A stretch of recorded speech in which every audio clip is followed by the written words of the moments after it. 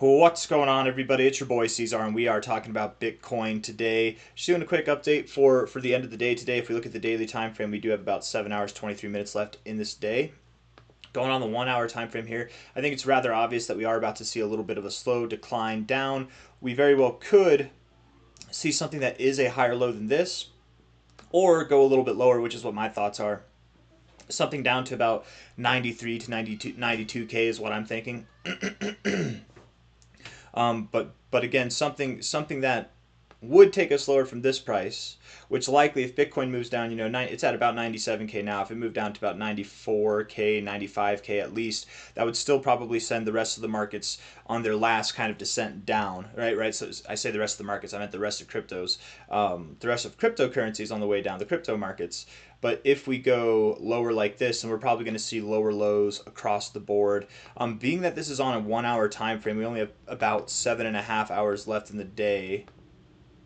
I would expect that this low, unless it happens fast, and it could happen fast, I would think that this low comes in tomorrow, probably early hours tomorrow, if not midday tomorrow. So today we'll probably finish up the day coming in to find this low, and then tomorrow we'll open up the day at the low and then spend the rest of the day probably recovering. That's my thoughts, and it's probably not going to look exactly like that. I'm just using that as an illustration of my thoughts here. So my thoughts, just to be very clear in case they aren't, because I know I can get all over the place, my thoughts are we will go below this low.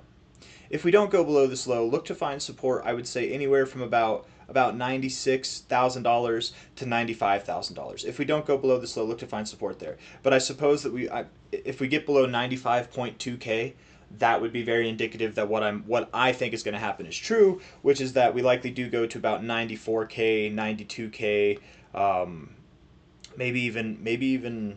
I doubt we go below this low, so I doubt we go below 92k, but something around maybe 93 to 94k would be what I expect. Something around these lows here. Again, we're on the 1 hour time frame, so not below this low. That's not what I'm thinking. Just slightly above it is kind of what I'm thinking. Something between about 94 and 93k.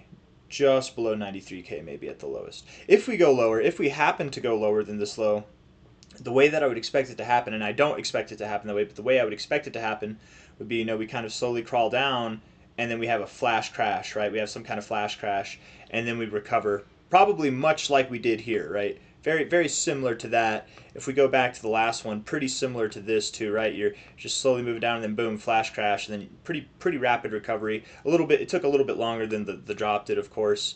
Same thing here, right? Flash crash, rapid recovery, flash crash, rapid recovery, flash crash, rapid recovery. It's just that's kind of the name of the game throughout this whole consolidation phase. So I would expect if we slip lower, if we do have some kind of crash that takes us below 93k, or I should say 92.6k, something that takes us lower than this low here, I would expect that it happens just as fast as it recovers, right? It won't be anything to worry about. So just saying that, I don't expect that the price goes lower than this low, which that low's at about 91.2k. I don't expect that it does. The only reason I'm talking about it is because if the unexpected happens, if we're looking for a bounce here that's higher than this low, I'm going to delete everything. If we're looking for a bounce here that's higher than this low back here, and instead it goes lower, I don't want people to freak out and panic sell down here at these prices, right? When really, if you just zoom out and you look at it, a low down there, it's just more of the same, right? It's just more of the same in this consolidation phase. That might even be a fake out low. It'd be something to build from. It wouldn't be something to be concerned about at all, right?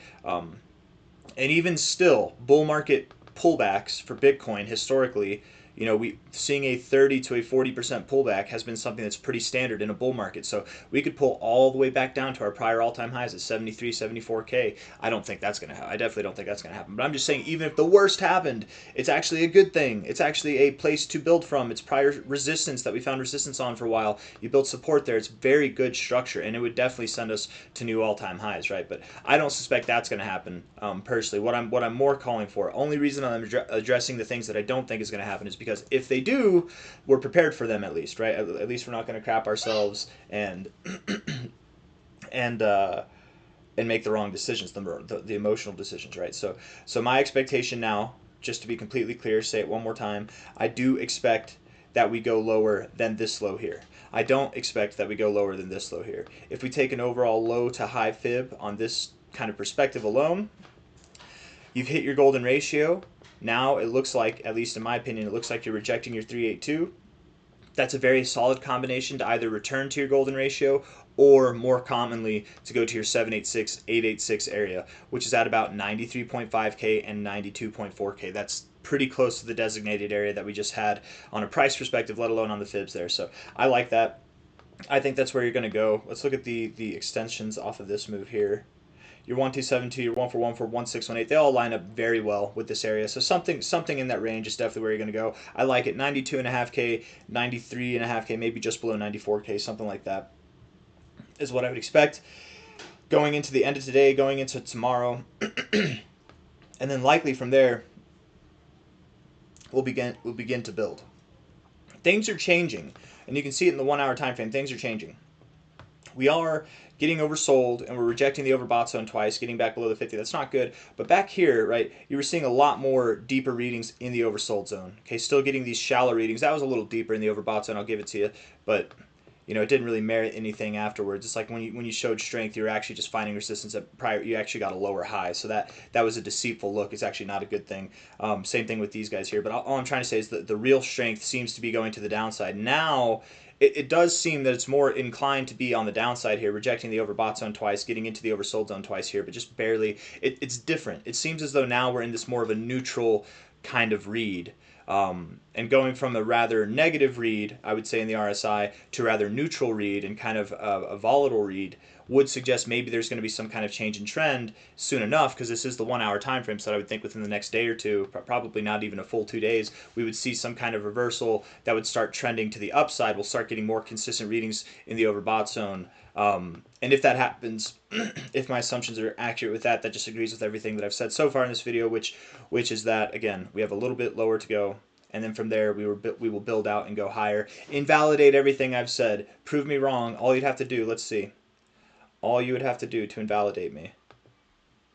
And instead of going just a little bit lower, right? If we invalidate, if we don't go to the area that I'm thinking we go to, and we just go up from here, cool. I guess I was wrong. That's cool. We're calling for the upside anyways after this. So if it doesn't come, the way that you would invalidate me is you would have to get the price back above $102,000, get above that golden ratio, right? In other words, we're at 97K now. Moving up to 100K does not invalidate me. Moving up to 101K would not invalidate. You'd have to get above this golden ratio, because sometimes, in rare circumstances, you do get a kind of double rejection off your golden ratio and go lower. Sometimes, and in fact, if we did go all the way up here and rejected the golden ratio, came back down to this price, I would think then that yes, we are going lower than this price. Things would have to change entirely. It wouldn't just invalidate the idea that we're moving down immediately, but it would also invalidate, if we saw something like this, it would invalidate the whole game plan that I've laid out in this video. So either way, moving up, I suppose, would be a cause for a change of plans, but to truly invalidate the idea that we're going lower at all from here at 97.1K, I would need to see prices above 102K. Get above